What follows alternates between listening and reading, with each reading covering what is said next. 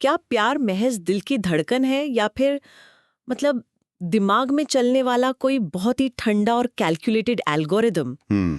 ये सवाल तो शायद हर किसी के मन में आता ही है। बिल्कुल। सदियों से साहित्य हो, सिनेमा हो या हमारी लोक कथाएं, हम्म। सब ने हमें यही सिखाया है ना कि रोमांस एक जादुई एहसास है। हम्म। एक ऐसी रहस्यमयी धुंध जिसे मापा या समझा नहीं जा सकता। हाँ, और लोगों को अक्सर यही लगता है कि जब दो लोग मिलते हैं तो बस एक स्पार्क होता है। सही कहा। ऐसा माना जाता है कि इसके पीछे विज्ञान या मनोविज्ञान का कोई ठोस नियम लागू नहीं होता। लेकिन आज हम एक ऐसी रिसर्च को डिकोड कर रहे हैं जिसने रोमांस की इस पूरी अवधारणा को एक लैब टेस्ट में बदल कर रख दिया। और ये रिसर्च वाकई में बहुत ही आई ओपनिंग है। एकदम। हम क्लाइड हेनरिक और सुजैन एस हेनरिक द्वारा लिखे गए एक बेहद दिलचस्प शोध अध्याय स्टाइल्स ऑफ रोमांटिक लव पर गहरी चर्चा कर रहे हैं। हमारा मिशन आज ये समझना है कि विज्ञान हमारे सबसे गहरे जज्बातों के ब्लूप्रिंट को कैसे पढ़ता है। और क्या सच में प्यार करने के कुछ गिने चुने तरीके या शैलियां हैं जिन्हें स्पष्ट रूप से परिभाषित किया जा सकता है? बिल्कुल। तो चलिए बिना देरी किए इस विषय की गहराई में उतरते हैं। मैं ये सोच रही थी कि विज्ञान ने किसी के जज्बातों को एक डेटा पॉइंट की तरह मापना शुरू कैसे किया? तो इस पूरी यात्रा की शुरुआत एक बहुत ही दिलचस्प मोड़ से हुई थी।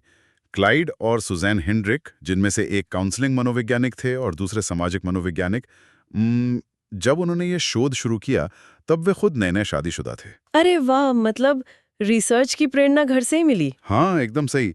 उन्होंने सोचा कि क्यों ना एक ऐसे विषय को चुना जाए जो हर इंसान के जीवन से जुड़ा हो, लेकिन जिससे वैज्ञानिक पैमाने पर कसना बहुत मुश्किल माना जाता हो। और उन्हें सबसे बड़ी प्रेरणा मिली समाजशास्त्री जॉन एलन ली के 1973 के काम से। अच्छा, जॉन एलन ली, उन्होंने ऐसा क्या अलग किया था? ली ने एक बहुत ही क्रांतिकारी विचार पेश किया था। उन्होंने कहा कि प्यार कोई एक मोनोलिथिक या अखंड भावना नहीं है जो हर इंसान के लिए बिल्कुल एक जैसी हो, बल्कि प्यार करने की अलग-अलग शैलियां या कहें तो लव स्टाइल्स होती हैं। ये तो बहुत ही तार्किक विचार लगता है। मतलब अक्सर हम देखते ही है ना कि एक ही रिश्ते में दो लोग प्यार को बिल्कुल अलग तरीके से व्यक्त करते हैं और महसूस करते हैं। बिल्कुल। लेकिन एक विचार को सिर्फ सोचना और उसे वैज्ञानिक रूप से मापने के बीच तो बहुत बड़ा फासला होता है। तो जॉन एलन ली ने इसे लैब के माहौल में परखा कैसे? यहीं पर ली का लव स्टोरी कार्ड सॉर्ट प्रयोग सामने आता है। ये अपने आप में मनोविज्ञान का एक बहुत ही शानदार टूल था। उन्होंने लोगों को कुछ कार्ड्स दिए। इनमें से कुछ हरे कार्ड्स थे जिन पर वाक्य की शुरुआत लिखी थी। शुरुआत? मतलब किस तरह के वाक्य? उन्हें सैकड़ों सफेद कार्ड्स दिए गए जिन पर अलग-अलग प्रतिक्रियाएं या भावनाएं लिखी थीं। अच्छा। तो उन्हें अपनी कहानी खुद बनानी थी। बिल्कुल। प्रतिभागियों को हरे कार्ड की शुरुआत के साथ सफेद कार्ड्स को जोड़कर अपनी खुद की प्रेम कहानी तैयार करनी थी। और जब लोगों ने घंटों तक इन कार्ड्स को छांटा और अपनी कहानी बनाई, तो शोधकर्ताओं ने एक अजीब चीज देखी। क्या? ये कहानियां रैंडम नहीं थीं। लोगों के जवाब कुछ बहुत ही स्पष्ट और अलग-अलग पैटर्न्स में बट रहे थे। इसका सीधा मतलब ये हुआ कि लोगों ने अपनी बिखरी हुई भावनाओं को अनजाने में ही डेटा पॉइंट्स में बदल दिया। सटीक कहा आपने। और इन पैटर्न्स को समझाने के लिए ली ने रंग चक्र या कलर व्हील की एक बहुत ही सुंदर उपमा विकसित की। कलर व्हील, हाँ। उन्होंने कहा कि जैसे रंगों की दुनिया में 3 प्राथमिक रंग होते हैं ना, लाल, पीला और नीला, वैसे ही प्यार की 3 प्राथमिक शैलियां होती हैं। उन्होंने इन्हें नाम दिया एरोस, लूडस और स्टोर्ज। चलिए, इन प्राथमिक रंगों यानी प्यार की इन 3 बुनियादी शैलियों को थोड़ा और खोल कर समझते हैं। इरोस से शुरू करते हैं। इरोस वह प्यार है जिसे हम अक्सर फिल्मों में देखते हैं। इसमें तीव्र शारीरिक आकर्षण और एक गहरी भावनात्मक तीव्रता होती है। ये अचानक एक झटके में किसी तूफान की तरह आता है। मतलब एकदम से पहली नजर का प्यार। बिल्कुल। इरोस शैली वाले लोग पहली नजर के प्यार में यकीन रखते हैं। ली ने इसे क्रांति या रिवॉल्यूशन का नाम लिया था, क्योंकि ये इंसान के जीवन को पूरी तरह से पलट कर रख देता है। और लूडस क्या है? दूसरी तरफ है लूडस। ये इरोस के बिल्कुल विपरीत है। लूडस शैली वाले लोगों के लिए प्यार एक खेल की तरह है, एक गेम है जिसे उन्हें जीतना है। अच्छा, तो इसमें गंभीरता नहीं होती? नहीं, इसमें भावनात्मक जुड़ाव या लंबी प्रतिबद्धता की भारी कमी होती है। अक्सर इसमें पार्टनर से बातें छिपाना या एक ही समय में कई पार्टनर्स के साथ खेलना शामिल होता है। वे इसे कोई बहुत गंभीर चीज मानते ही नहीं है। समझ गए। और तीसरी प्राथमिक शैली कौन सी है? वो है स्टोर्ज ये एक गहरी दोस्ती से विकसित होने वाला प्यार है।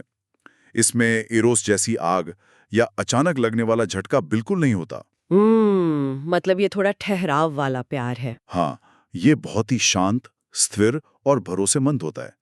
ये अचानक होने वाली क्रांति नहीं, बल्कि धीरे धीरे होने वाला विकास या एवोल्यूशन है। ये वर्गीकरण तो बहुत ही स्पष्ट है। मतलब एक में जुनून है, दूसरे में खेल है और तीसरे में ठहराव। लेकिन जैसा कि रंगों के विज्ञान में होता है, जब हम प्राथमिक रंगों को मिलाते हैं तो हमें नए और अधिक जटिल रंग मिलते हैं। तो क्या प्यार की इन शैलियों के साथ भी ऐसा ही होता है? बिल्कुल होता है। और सच कहूं तो यहीं पर मनोविज्ञान सबसे ज्यादा दिलचस्प हो जाता है। जब इन 3 प्राथमिक शैलियों को मिलाया जाता है तो 3 नई द्वितीयक या सेकेंडरी शैलियां जन्म लेती हैं: प्रैग्मा, मेनिया और अगापे। तो ये बनती कैसे हैं? अगर हम ये समझे कि ये बनती कैसे हैं तो इनकी गहराई समझ में आएगी। सबसे पहले बात करते हैं प्रैग्मा की। प्रैग्मा जन्म लेता है लूडस और स्टॉर्च के मिलने से। एक मिनट रुकिए। लूडस यानी खेल खेलने वाली शैली और स्टॉर्च यानी दोस्ती और ठहराव वाली शैली। ये दोनों तो एक दूसरे के एकदम विपरीत लगते हैं। इन दोनों के मिलने से क्या ही बन सकता है? यही तो इसका सबसे बड़ा रहस्य है। प्रैग्मा एक बहुत ही व्यावहारिक या कहें तो प्रैक्टिकल प्यार है। जब लूडस की भावनात्मक दूरी और कैलकुलेशन का मिलन स्टॉर्च की लंबे समय की स्थिरता की चाहत के साथ होता है, अच्छा। तो इंसान बिना भावनाओं में बहे एक शॉपिंग लिस्ट की तरह अपना पार्टनर ढूंढने लगता है। वह ये नहीं देखता कि उसे अचानक प्यार महसूस हुआ या नहीं। वो ये देखता है कि क्या सामने वाले की शिक्षा, उसका बैंक बैलेंस, उसका पारिवारिक बैकग्राउंड भविष्य के लिए सुरक्षित है। अरे वाह, ये एक बहुत ही बेहतरीन मनोवैज्ञानिक व्याख्या है। अगर मैं इसे आज के परिप्रेक्ष्य में एक उपमा दूं, तो प्राग्मा बिल्कुल एक मैट्रिमोनियल वेबसाइट पर लगाए जाने वाले फिल्टर्स की तरह है ना? बिल्कुल, बहुत सही उदाहरण है। मतलब कोई व्यक्ति उम्र, पेशा और शहर का फिल्टर लगाता है। वह भावनाओं के तूफान का इंतजार नहीं कर रहा, वो बस एक सुरक्षित निवेश कर रहा है। ये तुलना 100% सटीक है। मैट्रिमोनियल वेबसाइट्स विशुद्ध रूप से प्राग्मा शैली का ही आधुनिक और तकनीकी रूप हैं। अब दूसरी सेकेंडरी शैली पर आते हैं, मेनिया। मेनिया नाम से ही थोड़ा जुनूनी लग रहा है। हाँ, ये एरोस यानी तीव्र जुनून और लूडस यानी अनिश्चितता और खेल का मिश्रण है। जब जुनून के साथ पार्टनर के मन की अनिश्चितता जुड़ जाती है तो प्यार एक बीमारी या लक्षण की तरह बन जाता है। मतलब एक तरह का ऑब्सेशन। बिल्कुल, मेनिया शैली वाला इंसान हमेशा एक अजीब सी घबराहट और अधिकार जताने की भावना से भरा रहता है। वो हर वक्त भारी उत्साह और गहरी पीड़ा के बीच झूलता रहता है। ये तो बहुत ही थका देने वाला लगता है। और आखिरी शैली अंत में आती है अगापे शैली। ये एरोस की गहरी भावना और स्टॉर्च की सच्ची दोस्ती का मिश्रण है। इसका परिणाम एक ऐसा प्यार है जो पूरी तरह से निस्वार्थ, त्यागपूर्ण और देने वाला है, जहां इंसान अपने पार्टनर की खुशी को अपनी खुशी से ऊपर रखता है। हाँ, एकदम। जहां पार्टनर की जरूरतें सबसे पहले आती हैं। तो कुल मिलाकर हमारे पास ये 6 शैलियां हो गईं: इरोस, लूडस, स्टॉर्च, प्राग्मा, मेनिया और अगापे। और हेनरिक दंपति ने सालों की मेहनत के बाद इन शैलियों को सटीकता से मापने के लिए लव एटीट्यूड स्केल या LAS विकसित किया। बिल्कुल, ताकि वो इसे महज एक थ्योरी से निकालकर एक ठोस वैज्ञानिक टूल बना सकें। लेकिन यहाँ मेरे दिमाग में एक बहुत बड़ा सवाल आ रहा है। अगर हमारी लव स्टाइल इस तरह मापी जा सकती है, तो हमारे जन्मजात व्यक्तित्व का इसमें कितना हाथ है?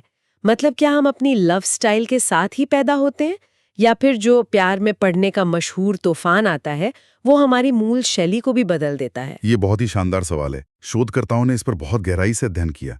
उन्होंने स्पष्ट किया कि प्यार में पड़ना और प्यार की शैली ये दोनों अलग-अलग चीजें हैं। अच्छा, कैसे? प्यार में पड़ना एक भावनात्मक तूफान है, एक अस्थायी अवस्था है। शोध के अनुसार जब लोग इस तूफान से गुजर रहे होते हैं तो वे दुनिया को गुलाबी चश्मे से देखने लगते हैं। हाँ, वो हनीमून फेज जिसे कहते हैं। बिल्कुल। इस तूफान का असर ये होता है कि इंसान के अंदर अस्थायी रूप से इरोस और अगापे का स्तर काफी बढ़ जाता है और लूडस यानी खेल खेलने की प्रवृत्ति कम हो जाती है। इसका मतलब है कि प्यार का तूफान कुछ समय के लिए हमारे असली स्वभाव पर पर्दा डाल देता है। कुछ हद तक, हाँ। लेकिन जब वो तूफान शांत होता है ना, तब हमारी मूल लव स्टाइल ही रिश्ते को आगे ले जाती है। और हमारी इस मूल शैली का हमारे बुनियादी व्यक्तित्व से बहुत गहरा नाता होता है। इसे साबित कैसे किया उन्होंने?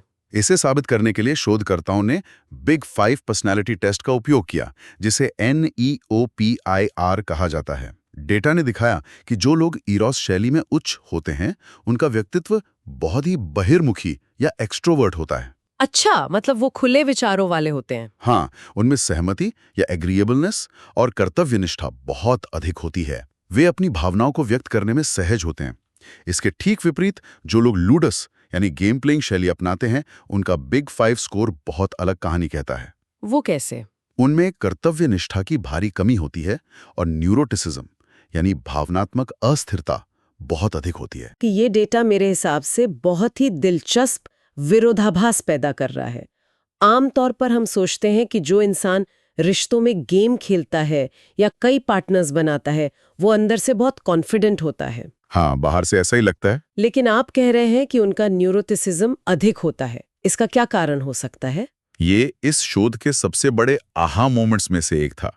मनोविज्ञान हमें बताता है कि लूडो शैली वाले लोग गेम इसलिए नहीं खेलते क्योंकि वे बहुत आत्मविश्वासी हैं, बल्कि वे गेम इसलिए खेलते हैं क्योंकि वे अंदर से बहुत असुरक्षित हैं। ओहो, मतलब ये उनका डिफेंस मैकेनिज्म है। एकदम सही।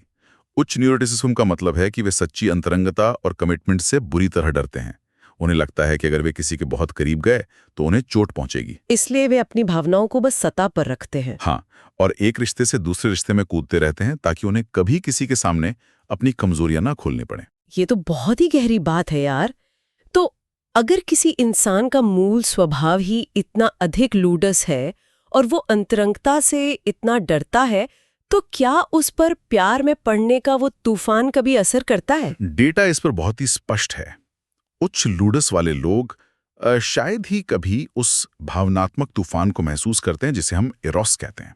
उनके दिमाग में वो स्विच अक्सर बंद ही रहता है। क्या बात कर रहे हैं? और जो प्राग्मा वाले होते हैं, इसी तरह जो लोग प्राग्मा में उच्च हैं वे भी भावनाओं के सैलाब में नहीं बहते। उन्हें प्यार का अनुभव बहुत ही हल्का और नियंत्रित होता है। ये तूफान पूरी ताकत से केवल उन्हीं को अपनी चपेट में लेता है जिनका व्यक्तित्व एरोस या मेनिया के लिए खुला होता है। समझ गए। लेकिन अगर हमारा बुनियादी व्यक्तित्व ही ये तय कर रहा है कि हम किस तरह प्यार करेंगे, तो क्या बाहरी दुनिया का, जैसे कि हमारा जेंडर, हमारी संस्कृति या हमारा समाज, इन सब का हमारे प्यार करने के तरीके पर कोई प्रभाव नहीं पड़ता? बाहरी कारकों का प्रभाव जरूर पड़ता है और शोधकर्ताओं ने इसे मापने के लिए कई पैमाने इस्तेमाल किए। उन्होंने कामुकता और प्यार के रिश्ते को समझने के लिए ब्रीफ सेक्सुअल एटीट्यूड स्केल भी बनाया। तो उसमें क्या सामने आया? इसमें कोई हैरानी की बात नहीं थी कि लूडस शैली वालों का रवैया कैजुअल सेक्स की ओर अधिक था, क्योंकि ये उनके बिना कमिटमेंट वाले स्वभाव से मेल खाता है, जबकि इरोस वालों का यौन दृष्टिकोण अधिक आदर्शवादी और एक ही पार्टनर के प्रति समर्पित था। ये तो लॉजिकल है। लेकिन जब शोधकर्ताओं ने जनसांख्यिकी यानी डेमोग्राफिक्स और जेंडर पर ध्यान दिया तो कुछ बहुत ही रोचक और स्टीरियोटाइप्स को तोड़ने वाले परिणाम सामने आए। किस तरह के स्टीरियोटाइप्स टूटे? औसत रूप से डेटा ने दिखाया कि पुरुष अक्सर लूडस यानी गेम प्लेइंग और अगापे यानी निस्वार्थ प्यार दोनों का अधिक समर्थन करते हैं, जबकि महिलाएं अक्सर स्टॉर्ज और प्राग्मा की ओर अधिक झुकाव रखती हैं। रुकिए, ये हिस्सा मेरी समझ से थोड़ा बाहर है। महिलाओं का प्राग्माटा यानी प्रैक्टिकल प्यार की ओर झुकाव तो समझ आता है, लेकिन पुरुषों का अगापे यानी पूरी तरह से निस्वार्थ और त्यागपूर्ण प्यार की ओर झुकाव सुनने में अजीब लगता है ना? हाँ, क्योंकि समाज तो हमें यही सिखाता है कि महिलाएं अधिक त्याग करने वाली होती हैं। क्या इसके पीछे विकासवादी मनोविज्ञान या सोशल कंडीशनिंग का कोई कारण छिपा है? आपका ये सवाल बहुत ही सटीक है और मनोविज्ञान में ये बहस का एक बड़ा मुद्दा रहा है। शोधकर्ताओं का मानना है कि इसके पीछे ऐतिहासिक और सामाजिक दोनों कारण हैं। सदियों से समाज ने पुरुषों को एक रक्षक या प्रोवाइडर के रूप में देखा है। सही बात है। इस वजह से वे अक्सर अपने दिमाग में प्यार को एक महान, निस्वार्थ और बचाने वाले कार्य के रूप में आदर्श मान लेते हैं। भले ही वे असल जिंदगी में इसे पूरी तरह न निभा पाएं, लेकिन वे इस विचारधारा का समर्थन करते हैं। और महिलाओं के मामले में? दूसरी ओर, महिलाओं को ऐतिहासिक रूप से आर्थिक और सामाजिक सुरक्षा के लिए विवाह और अपने पार्टनर पर निर्भर रहना पड़ा है। उनके लिए प्यार सिर्फ एक भावना नहीं, बल्कि जीवन जीने का एक सुरक्षित माध्यम ढूंढना भी था। तो इसलिए उनकी शैली अधिक प्रैग्मैटिक और स्टॉर्ज वाली हो गई। यह व्याख्या वाकई एक नया नजरिया देती है। लेकिन इसके बावजूद जब हम अलग-अलग देशों और संस्कृतियों को देखते हैं, तो क्या वहां भी लोग इसी तरह बटे हुए हैं? यही इस शोध का एक और सबसे खूबसूरत पहलू है। हेनरिक दंपति और अन्य शोधकर्ताओं ने अमेरिका से लेकर ताइवान, रूस, जापान और फ्रांस तक कई देशों में इन लव स्टाइल्स का परीक्षण किया। अच्छा, एक ग्लोबल स्केल पर। बिल्कुल। उन्होंने समलैंगिक और विषमलैंगिक जोड़ों का भी अध्ययन किया और नतीजा ये निकला कि इंसान की संस्कृति, उसकी राष्ट्रीयता या उसके यौन रुझान से ज्यादा प्यार करने के तरीके में समानताएं हैं। क्या बात है। इसका मतलब है कि पॉपुलर कल्चर ने जो हमें बताया है कि men are from Mars, women are from Venus, मतलब कि पुरुष और महिलाएं बिल्कुल अलग तरह से महसूस करते हैं, वो महज एक मिथक है। एकदम सही। ये शोध साबित करता है कि चाहे हम दुनिया के किसी भी कोने में हों, मानव जाति में प्यार करने का तरीका, हमारी असुरक्षाएं और हमारी जरूरतें आश्चर्यजनक रूप से यूनिवर्सल हैं। ये एक बहुत ही अहम निष्कर्ष है और इन यूनिवर्सल जरूरतों में सबसे बड़ी जरूरत है एक सफल रिश्ता बनाना, है ना? बिल्कुल। और विज्ञान ये साफ तौर पर बताता है कि ऑपोजिट्स अट्रैक्ट का नियम लंबे और खुशहाल रिश्तों पर लागू नहीं होता। मतलब विपरीत स्वभाव वाले लोग लंबे समय तक साथ नहीं रह सकते। शोध लगातार ये साबित करता है कि जो पार्टनर्स एक ही लव स्टाइल साझा करते हैं, उनके रिश्ते सबसे अधिक सफल होते हैं। और इसमें भी अगर दोनों पार्टनर्स में इरोस अधिक है, तो वो रिश्ते की संतुष्टि का सबसे बड़ा सकारात्मक संकेत है। और अगर लूडस हावी हो तो वो रिश्ते के टूटने या असंतोष का सबसे स्पष्ट संकेत बन जाता है। ये बात तो समझ में आती है कि इरोस वो इंजन है जो रिश्ते को शुरू करता है और उसमें ऊर्जा भरता है। लेकिन सिर्फ आकर्षण के दम पर कोई रिश्ता 30 या 40 साल तक तो नहीं चल सकता। बिल्कुल नहीं चल सकता। तो इतने लंबे समय तक रिश्ते को टिकाए रखने वाला वो कौन सा तत्व है जिसे विज्ञान सबसे जरूरी मानता है, लेकिन हम अक्सर उसे नजरअंदाज कर देते हैं? अगर हम इरोस के परे देखें तो किसी भी रिश्ते को लंबा और खुशहाल बनाने वाला दूसरा सबसे शक्तिशाली कारक है सम्मान या रिस्पेक्ट। सम्मान? हाँ। हेनरिक दंपति ने इस अवधारणा को समझने के लिए सारा लॉरेंस लाइटफुट के काम का गहराई से अध्ययन किया। रोचक बात यह है कि लॉरेंस लाइटफुट ने शुरुआत में रोमांटिक कपल्स का अध्ययन नहीं किया था। तो उन्होंने किसका अध्ययन किया था? उन्होंने उन रिश्तों का अध्ययन किया था जिनमें अधिकारों का स्पष्ट पदानुक्रम या हायरार्की होती है, जैसे कि अस्पतालों में नर्स और मरीज या स्कूलों में शिक्षक और छात्र। जहां पावर डायनामिक्स होती हैं। सही कहा।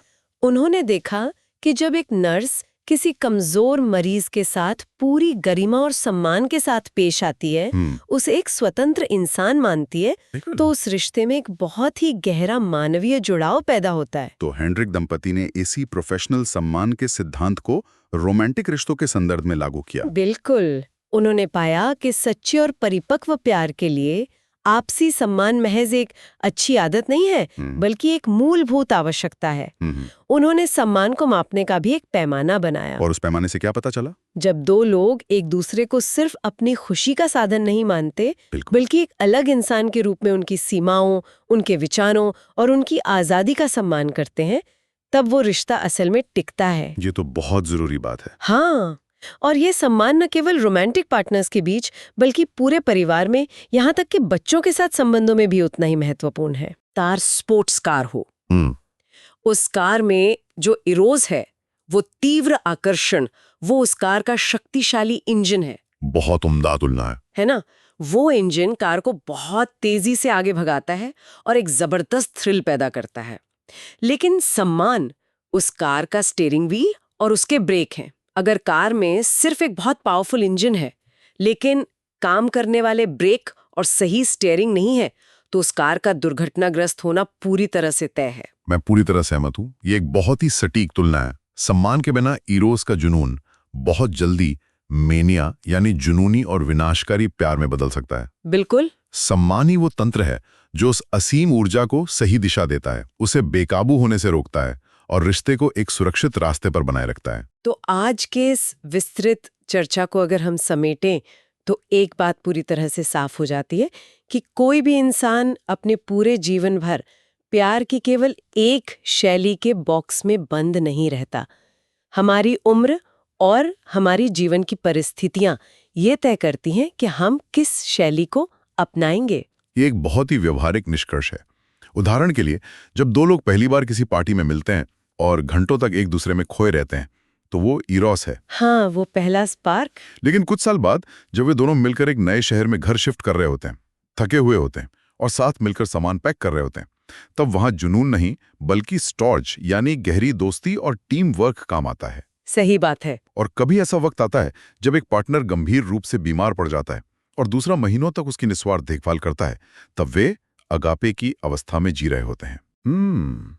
यह समझना कि अलग अलग परिस्थितियों में प्यार अपना रूप कैसे बदलता है, हमें अपने रिश्तों को कहीं अधिक बेहतर तरीके से संभालने की ताकत देता है। मैं इस बात से पूरी तरह सहमत हूं। मैं भी। लेकिन इस चर्चा को खत्म करने से पहले मैं एक ऐसे विचार पर बात करना चाहती हूँ जो इस पूरे शोध की नींव पर खड़ा तो है, लेकिन हमें एक बहुत ही अलग भविष्य की ओर इशारा करता है। वो कैसे?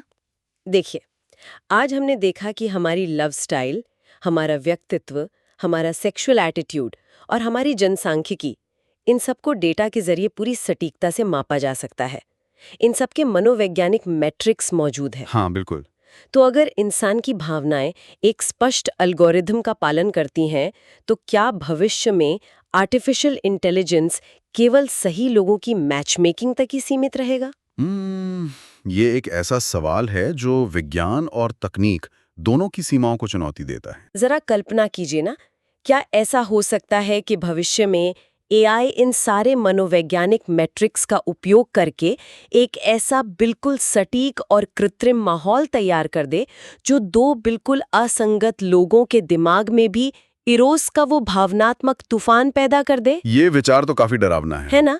अगर हमें पता है कि किसी इंसान का लूडस या न्यूरोटिसिज्म का स्तर क्या है और किन चीज़ों से उसका इरोस ट्रिगर होता है, तो क्या एआई उस इंसान को मैनिपुलेट करके उसे किसी से भी प्यार करने पर मजबूर नहीं कर सकता?